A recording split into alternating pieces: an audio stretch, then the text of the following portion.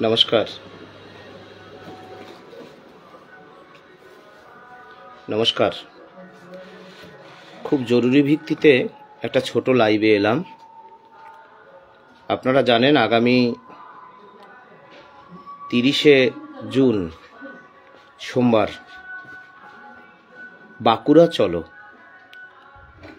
DM deputation, DI deputation বিক্ষোভ কর্মসূচি রয়েছে। আমরা পাঁচবাগার মোড় ওভারব্রিজের নিচে থেকে সেই কর্মসূচি রেখেছিলাম। আজকে বাঁকুড়া থানার মাননীয় আইসি এবং পুলিশ প্রশাসনের উচ্চ আধিকারিকদের সাথে আমাদের মুখোমুখি আলোচনায় আমরা বসি।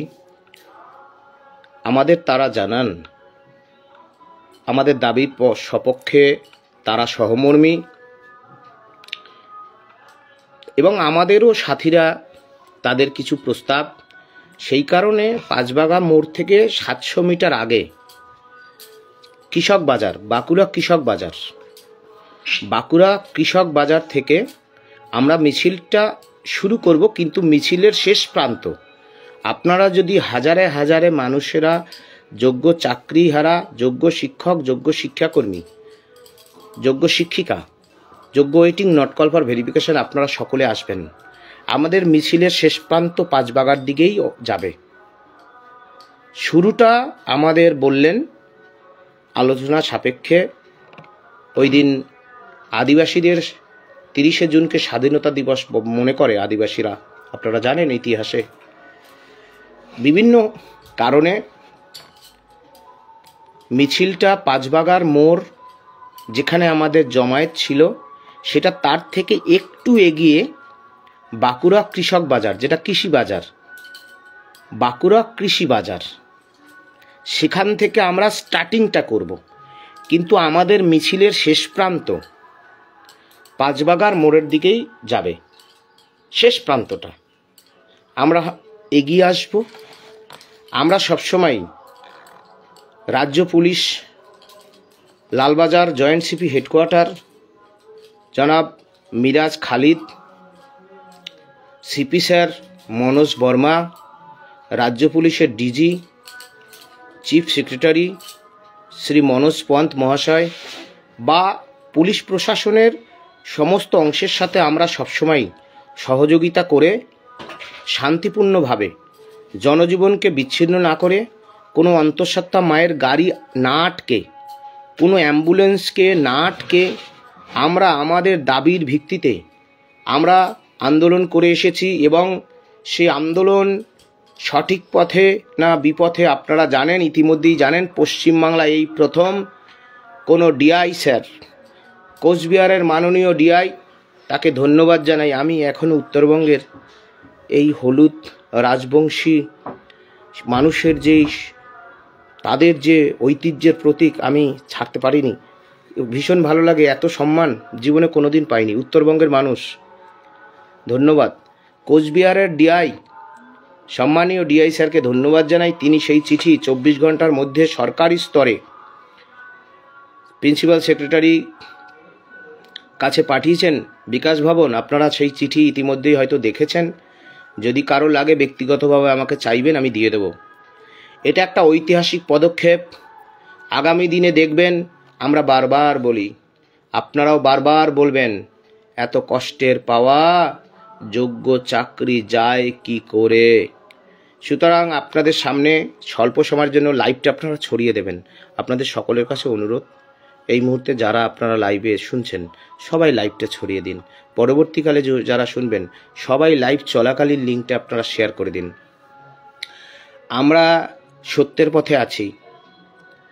ওএমআর মিররের মামলা, বেআইনি নোটিশ প্রত্যাহারের মামলা, আমাদের সুনির্দিষ্ট দাবি 22 লক্ষ ওএমআর প্রকাশ, ওএমআরের ভিত্তিতে যোগ্য অযোগ্যের নির্ভুল নিখুঁত তালিকা প্রকাশ, রাজ্য বিধানসভায় জরুরি অধিবেশন ডেকে জ্বলন্ত সমস্যার সমাধান করতে হবে, যোগ্যদের চাকরি ফেরাতে হবে, যোগ্য শিক্ষাকর্মীদের মুখে ভাত নেই, বেআইনি নোটিশ বাতিল করতে হবে, যারা যেদিন যোগ্যরা বিদ্যালয়ে জয়েন করেছিল সেই জয়েনিংয়ের দিন থেকে ধারাবাহিকতা বজায় রাখতে হবে। আমরা সমস্ত দাবি আদায় করেই তবে ঘরে আসব, তবেই ঘরে ফিরব। আগামী 30শে জুন সোমবার বাঁকুড়া চলো, সব অংশের চাকরিহারা। আমরা সমস্ত অংশকে চিঠি করছি।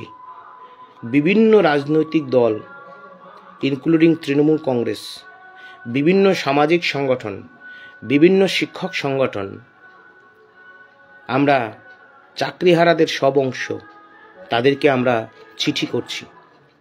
কারণ আমরা এখন জেলায় জেলায় এই কর্মসূচি নিচ্ছি। আপনারা সকলে যারা বাঁকুড়া পাঁচবাগার মোড়ে আমরা বলেছিলাম, তার থেকে একটু এগিয়ে বাঁকুড়া কৃষি বাজারে আপনারা জড়ো হবেন। প্রত্যেকে দায়িত্ব নিয়ে বার্তাটি ছড়িয়ে দেবেন। বাঁকুড়া পুলিশ স্টেশন মাননীয় আইসি স্যারের সাথে আমাদের বৈঠক হয়।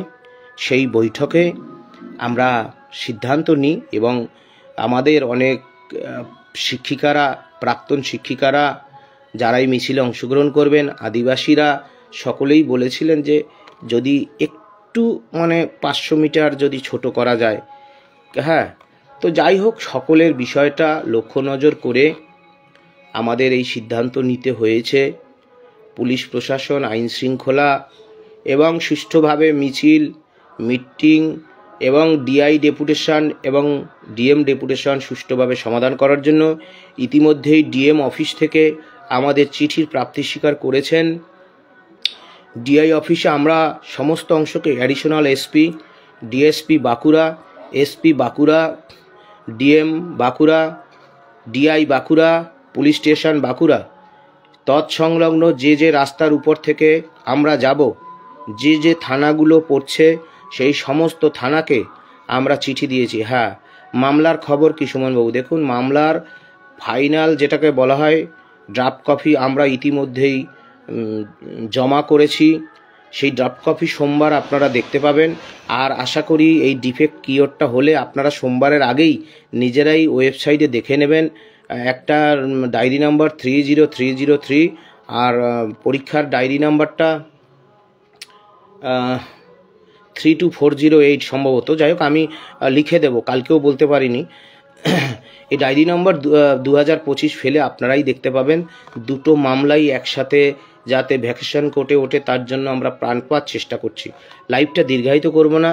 আমার সকল চাকরিহারারা যারা শুনছেন, আপনারা ভিডিওটা শেয়ার করবেন। আমি আরেকটি কথা বলতে চাই, আমরা যারা আমাদের সাথীরা অনশন করছেন, আমিও এর আগে অনশন করেছি, আপনারা জানেন। আমার সাথীরা পঙ্কজ রায়, প্রতাপ রানা সাহা, দেবাশিস মণ্ডল, সায়নী রায় হালদার, মৌমিতা সরকার। সুতরাং আমরা অনশনের মর্মব্যথা অন্তত বুঝি। কারোর সাথে কোনো বিরোধ নেই, যোগ্য চাকরি ফিরে পেতে হবে। কারোর সাথে বিরোধ করে কি হবে? আমার মায়ের মুখে খাবার তুলে দিতে পারবো না। যোগ্য চাকরি ফিরে পেতে হবে।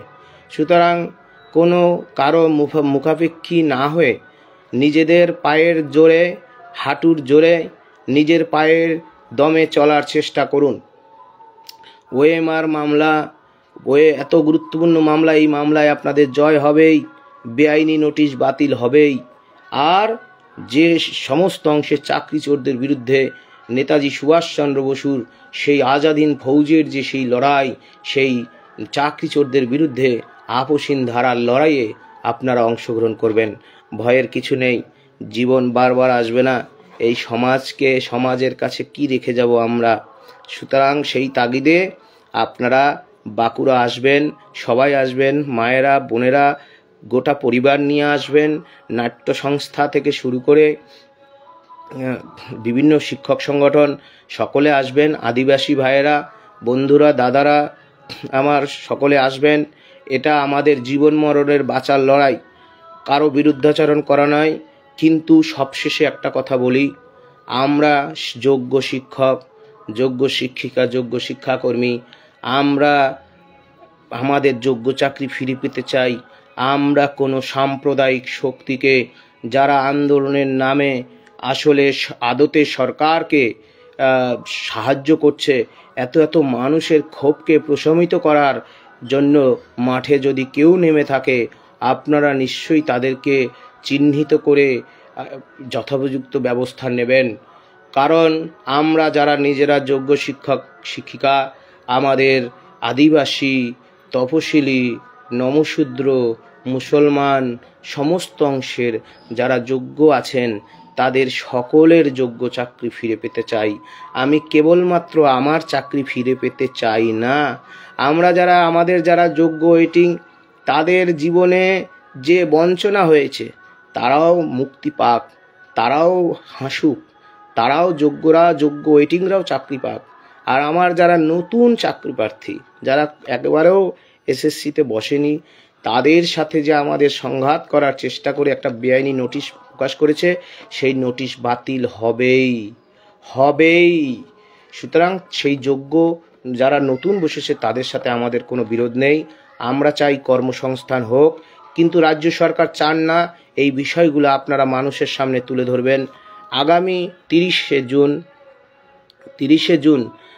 30শে জুন বাঁকুড়া চলো বাঁকুড়া কৃষক বাজার হয়ে ডিআই ডেপুটেশন হয়ে ডিএম ডেপুটেশন এবং মিছিল এবং বিক্ষোভে সব অংশের মানুষ, সব অংশের আমার যোগ্য চাকরিহারা, আমার বাঁকুড়ার মানুষ, বাঁকুড়ার যোগ্য চাকরিহারা, যোগ্য শিক্ষক, যোগ্য শিক্ষিকা, যোগ্য শিক্ষাকর্মী, যোগ্য ওয়েটিং, যোগ্য নট কল ফর ভেরিফিকেশন, সব অংশের মানুষ, সমাজের সব অংশের মানুষ আপনারা এই মিছিলে অংশগ্রহণ করবেন, আপনারা নেতৃত্ব দিয়ে এই মিছিলকে এগিয়ে নিয়ে যাবেন এই আশা রাখি। লাইভটা দীর্ঘায়িত করলাম না, আমরা জিতবই। বারে বারে আমি বলি, অবচেতন মনে বলি, ঘুমের ঘোরে বলি, এত কষ্টের পাওয়া যোগ্য চাকরি যায় কি করে? যেতে পারে না।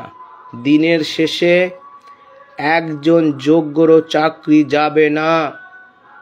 আপনারা রুখে দাঁড়ান, রাজ্যের মাননীয় মুখ্যমন্ত্রী বাধ্য হবেন যোগ্যদের নির্ভুল এবং নিখুঁত তালিকা দিতে